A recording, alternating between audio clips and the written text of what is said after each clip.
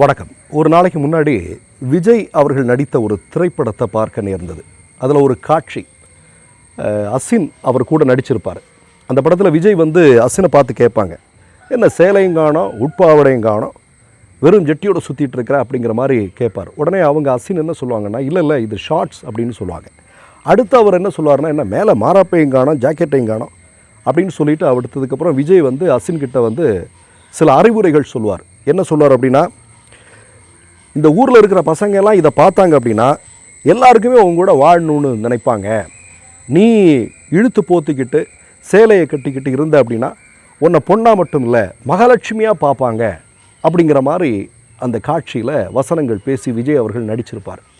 இதை பார்க்கும்போது நமக்கு ஒரு 2-3 நாளைக்கு முன்னாடி நடந்த ஒரு சம்பவம் நமக்கு ஞாபகம் வந்தது. என்ன அப்படின்னா, விஜய் அவர்கள் சிங்கப்பெண் அப்படின்னு சொல்லக்கூடிய ஒரு அதிரடி படையை அந்த நிகழ்வை துவக்கி வைத்த நாள். அதில் அவர் பேசின விஷயம் என்ன அப்படின்னா, இனிமேல் பெண்கள் பாதுகாப்பு, குழந்தைகள் பாதுகாப்பு இதையெல்லாம் பற்றி திமுக மேலே பழி போட்டுட்டு இருக்க முடியாது. தமிழ்நாட்டு மக்கள் கொந்தளிச்சு போயிடுவாங்க.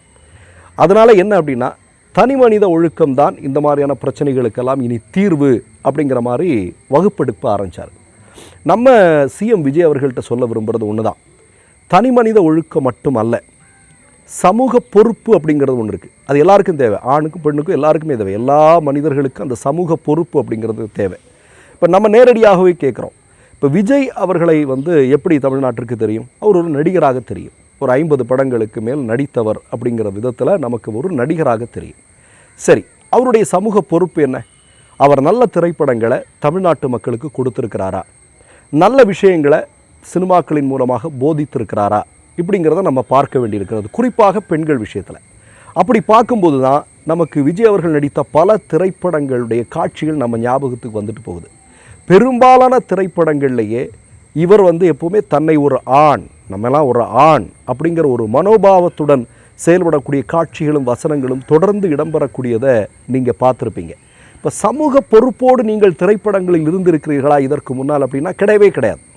உங்களுடைய கதாநாயகிகள் எல்லாம் எப்படிப்பட்டவர்கள், கதாநாயகிகளை எப்படியெல்லாம் ட்ரீட் பண்ணியிருக்கிறாங்க அப்படிங்கிறதெல்லாம் நம்ம நிறைய எக்ஸாம்பிளோடு நம்ம சுட்டி காட்ட முடியும். அப்படி எந்த விதமான சமூக பொறுப்பும் இல்லாமல் திரைப்படங்களை செய்துவிட்டு இன்றைக்கு முதலமைச்சராக வந்ததற்கு பிறகு முதல்ல திமுக, முக ஸ்டாலின், உதயநிதி ஸ்டாலின் சொல்லிட்டு இப்போது தனி மனித ஒழுக்கத்தை நோக்கி நீங்கள் வந்திருக்கிறீங்க இல்லையா?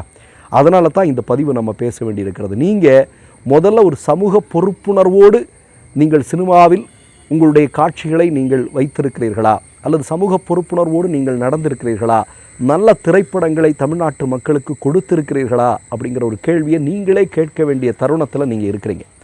கூடுதலாக அந்த சிங்கப்படை நிகழ்வுகளை இன்னொரு செய்தியை சொல்கிறீங்க. இந்த மாதிரியான பிரச்சனைகளுக்கெல்லாம் மிக முக்கியமான காரணம் என்ன அப்படின்னா, தமிழ்நாட்டில் போதைப்பொருள் மிகப்பெரிய அளவில் அதிகமாகிட்டு இருக்கு. போதைப்பொருள் புழங்குவது தான் இந்த மாதிரியான பிரச்சனைகளுக்கான காரணம் அப்படின்னு சொல்கிறீங்க. சரியாக கூட இருக்கலாம். ஆனால் நம்ம என்ன கேட்குறோம், போதைப்பொருள் அப்படிங்கிற போது நீங்கள் வந்து டாஸ்மார்க்கை வசதியாக மறந்துடுறீங்களா, இல்லை அதை சொல்லாமல் விட்டுட்டிங்களா? டாஸ்மார்க்கும் ஒரு விதத்தில் போதை தான். நீங்கள் ஆட்சி பொறுப்புக்கு வந்தால் டாஸ்மார்க்கை இழுத்து மூடிடுவேன்னு சொன்னீங்க. சரி, அது கூட பரவாயில்ல. 717 டாஸ்மார்க்குகளை நாங்கள் மூடிட்டோம், டாஸ்மார்க்கை ஒழிச்சிட்டோம் அப்படிங்கிற மாதிரிலாம் நீங்கள் வடை சுட்டிங்க. நமக்கு தெரியுது, இன்றைக்கி எதிர்க்கட்சிகள் உட்பட பல பேர் இன்றைக்கி சமூக ஊடகங்களின் வழியாக கேட்க ஆரம்பிச்சிட்டாங்க, சார் நீங்கள் 717 டாஸ்மார்க்குகளை மூடி இருக்கிறீங்க அப்படின்னா அந்த பட்டியலை எங்களுக்கு கொடுங்களேன். நீங்கள் மூடி இருக்கிறீங்க அப்படின்னா அந்த பட்டியலை கொடுக்குறதுல என்ன பிரச்சனை அப்படிங்கிற மாதிரியான கேள்விகளை எல்லாமே இன்றைக்கி கேட்க ஆரம்பித்திருக்காங்க.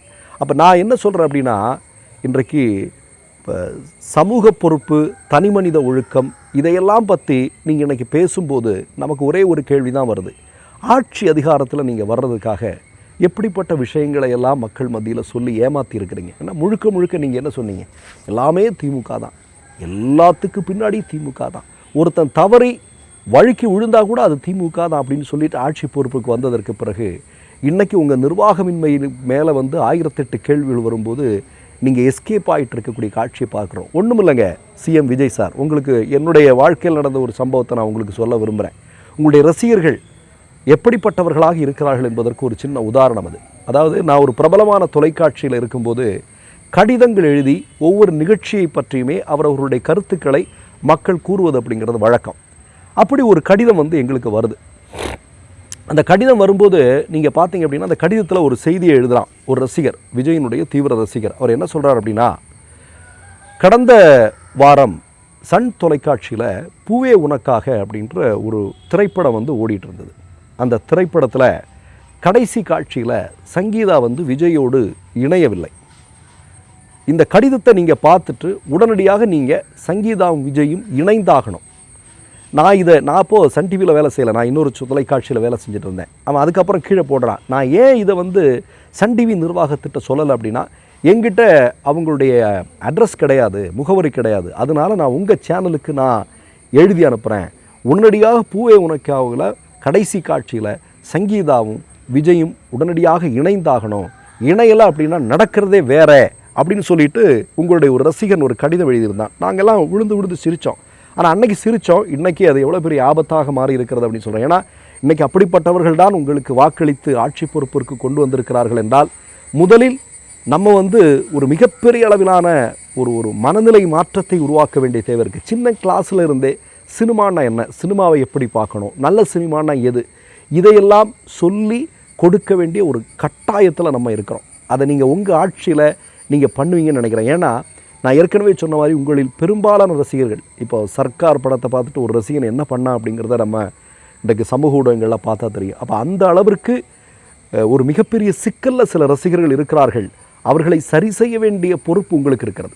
அதுதான் சமூக பொறுப்பு அப்படிங்கிறது. இப்போ நீங்கள் சினிமா இனி நடிக்க போகிறதில்ல, இப்போ நீங்கள் முதலமைச்சர் ஆகிட்டீங்க. அப்போ அதற்கான நடவடிக்கைகளை நீங்கள் இறங்கலாம். சிறு வயது முதலேயே கல்விக்கூடங்களில், முக்கியமாக சிறு பிள்ளைகள் படிக்கக்கூடிய நேரங்களில் சினிமானா என்ன, சினிமாவை நம்ம எப்படி பார்க்கணும் அப்படிங்கிற மாதிரியான விஷயங்களை எல்லாம் பயிற்றுவிப்பது. அதே மாதிரி சக மனிதர்களிடம் எப்படி பழகுவது. இப்போ பெண்களிடம் எப்படி, பெண்களை ஒரு உடம்பாக பார்க்குறதில்ல இல்லையா, அவங்க நம்ம மாதிரி சக மனிதர்கள். நீங்கள் கடவுளெல்லாம் பார்க்க வேண்டாம் பெண்களை பார்க்க வேண்டியது நம்முடைய சக மனிதர் அவங்களை இல்லையா.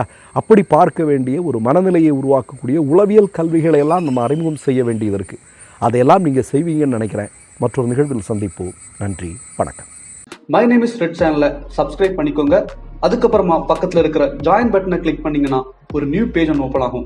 அதுலேயும் ஜாயின் பட்டனே கிளிக் பண்ணிக்கோங்க. அதில் பார்த்தீங்கன்னா credit R debit card options இருக்கு. இதில் உங்களுக்கு விசா, மாஸ்டர் கார்டு, ரிப்பே அப்படின்னு 3 ஆப்ஷன்ஸ் கொடுத்துருக்காங்க. அதில் நீங்கள் எந்த கார்டு சூஸ் பண்ணுறீங்களோ அந்த கார்டோட நம்பர் என்டர் பண்ணிக்கோங்க.